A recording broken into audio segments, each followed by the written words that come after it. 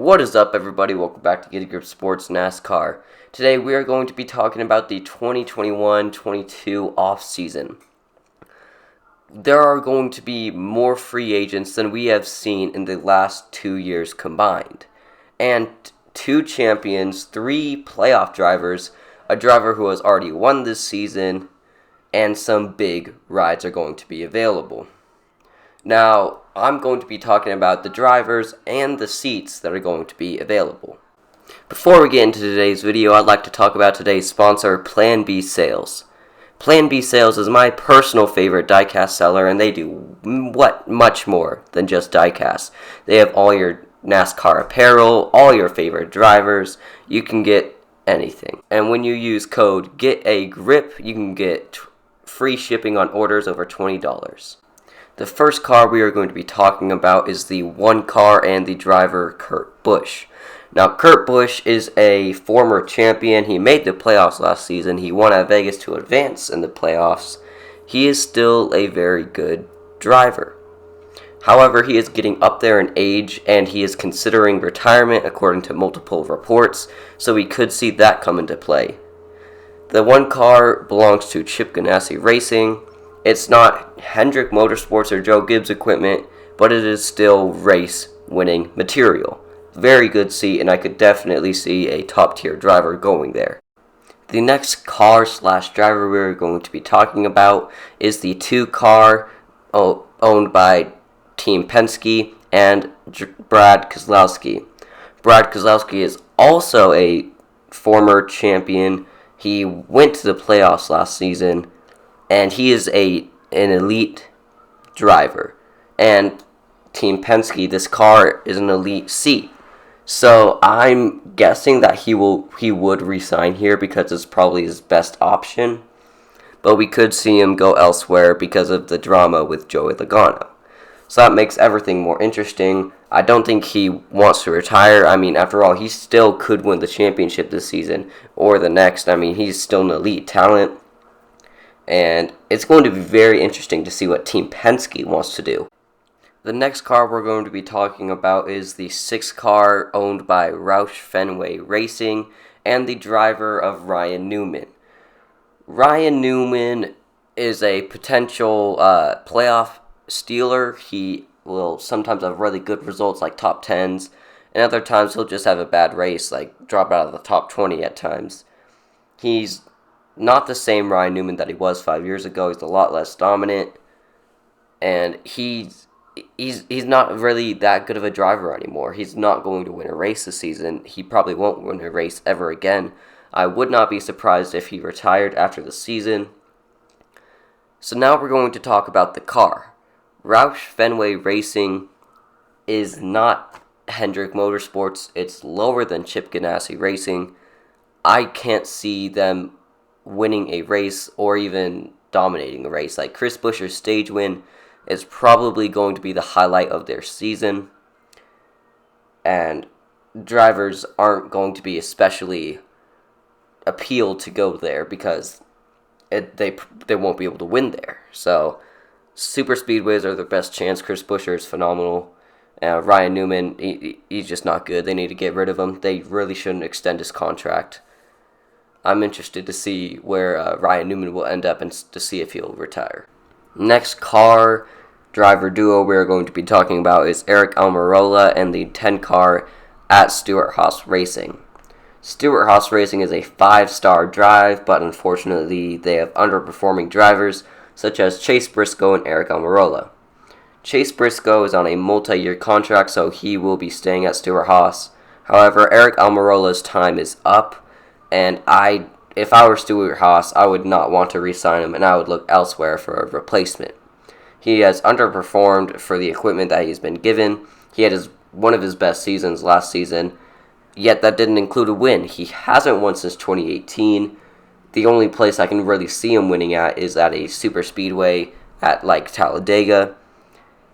And I mean, for Stewart-Haas equipment, Eric Almirola has been atrocious. It's really, really not okay to see him wreck constantly, week after week. And I really do think that he will not be returning to Stewart-Haas next season. The next driver car duo is the 20 of Christopher Bell. Now, this is a very interesting situation because Christopher Bell has already won in 2021. However, his contract is technically up after this season because the original contract he signed back when he was with Levine Family Racing consisted of 2 years with Levine and 1 with Joe Gibbs Racing. Unfortunately, Levine Family Racing shut down after his first year, and Joe Gibbs Racing took him in, so this would count as his 1 year of Joe Gibbs Racing. So he is going to technically be a free agent, although I imagine that he will be re-signing and with a long-term extension in the months to come. Next driver we have up is Matt DiBenedetto, who currently drives the 21 car. We already know that Austin Cindric will be brought up to drive that car next season, so this is just about the driver. Matt DiBenedetto has had a horrible season this year. It's very surprising because I personally thought that he was going to have a breakout year, maybe get a win at Talladega, but the way that he's driving, he's not going to get a top 10 the entire season. And this was a very critical season for him to pick up a job for the next season, and it's not looking good for him so far. So I like the move to put Austin Cindric in this 21 car, the way he's performing in the Xfinity Series, and the way he performed at Daytona gives the Wood brothers hope. But there's always a downside, and that downside is Matt DiBenedetto. He's underperformed tremendously. I mean, this Wood brothers isn't Stewart-Haas or Joe Gibbs Racing material, but they still have potential to win races. Matt DiBenedetto just doesn't have that skill set, it seems, to win those races and carry them over the edge that I think Austin Cindric could carry them over. This next one is very intriguing because Ryan Preece has been out driving his equipment and has had a breakout season so far. JTG Daugherty Racing isn't typically a great racing team, and Ryan Preece isn't a typically great driver. I've been very disappointed since he got brought up from the Xfinity Series, but I mean, he's proved me wrong. He has had a tremendous season, and I would like to see him in the playoffs if he continues to keep up his hot streak. And I think that he's going to resign here. I don't think any other team would be willing to put the risk on him, like Hendrick Motorsports or Stewart-Haas Racing. Next, the last one we are going to talk about today is Ricky Stenhouse Jr. and the 47 car. Ryan Preece's teammate over at JTG Daugherty Racing. And, I mean, both of these guys have been outperforming their equipment. Ricky Stenhouse Jr., he's an elite talent. He could win at any super speedway and certain speedway tracks any given week. I'm very proud of the way that he's grown since his 2017 accidents, and I think that he might win at Talladega or the Daytona race later in this year. The final car that we're going to be talking about today is the 48 car of Hendrick Motorsports that Alex Bowman currently drives. His contract that was given to him back when he drove the 88 car is still valid, and it will be expiring at the end of the season. My guess for him is that he will be re-signing.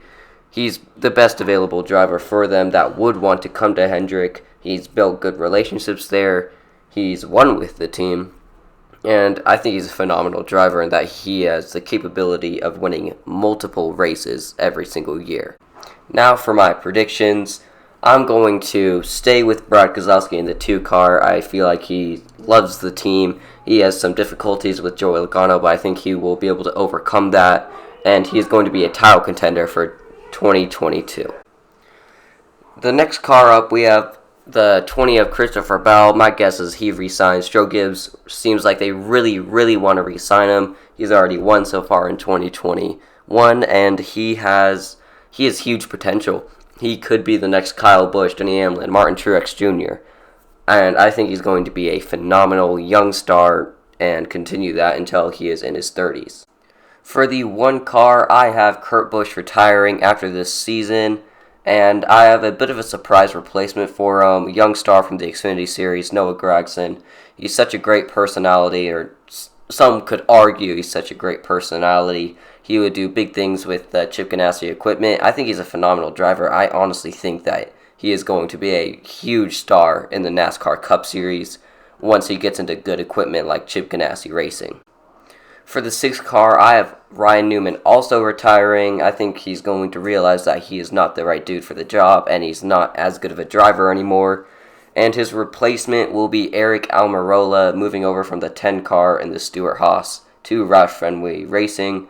So Roush Fenway Racing replaces a very old driver with a old driver, except the only difference is Eric Almirola has the potential to win at super speedways.